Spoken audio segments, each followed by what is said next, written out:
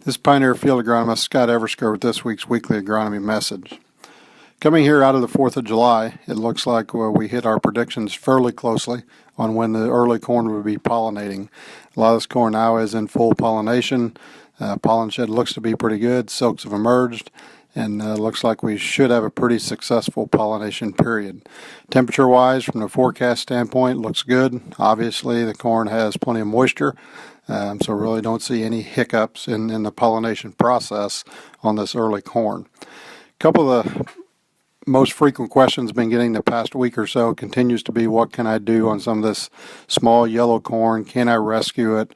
What are my options there? A lot of cases, nitrogen becomes the first biggest question, is can I put nitrogen on and get an economic response? Just depends on the scenario. A lot of times when we get these really drown out, really small yellow areas, the corn is just so far gone that yes, nitrogen may green it up, but from an economic response, probably not going to get much out of that. There's just a lot of other reasons the corn's not growing, and for those reasons alone, nitrogen's probably not going to fix that. It's just a damaged plant with a damaged root system, and unfortunately, there's not a lot we can do for it. The other thought process behind that is, do I instead take that money that I may have spent on those poor areas and put it on the good areas of the field, whether that be in a little extra nitrogen or a fungicide application to the good areas to maybe try and get those yields up another 10 or 20 bushel in the good spots versus trying to rescue some really poor areas of the field. On the alfalfa, I know we don't mention a lot about alfalfa on the weekly text, but obviously the wet weather is taking its toll on alfalfa as well.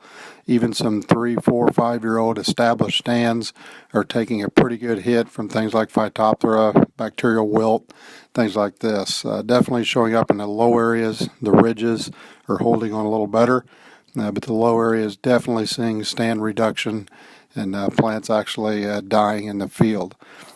Unfortunately, to add on to that, as we go into harvest and those wet areas get tracked up, and obviously killing some more plants that way. So the alfalfa is having a rough go. Not a lot, no remedies we can do for that other than continue to manage through the summer best you can and see what we got come fall and make some decisions on tearing stands up or leaving them. From a bean standpoint, not a lot changed in beans in the last week. Some of the early beans that are finally getting some growth and have turned that green color seem to be handling, obviously, the wet weather a little better.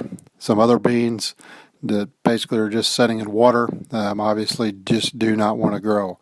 They've come out, it seems like the cotyledons were 2-3 inches above the ground. The unifoliates come out 2-3 inches above that, and they really look like a tall, spindly bean plant.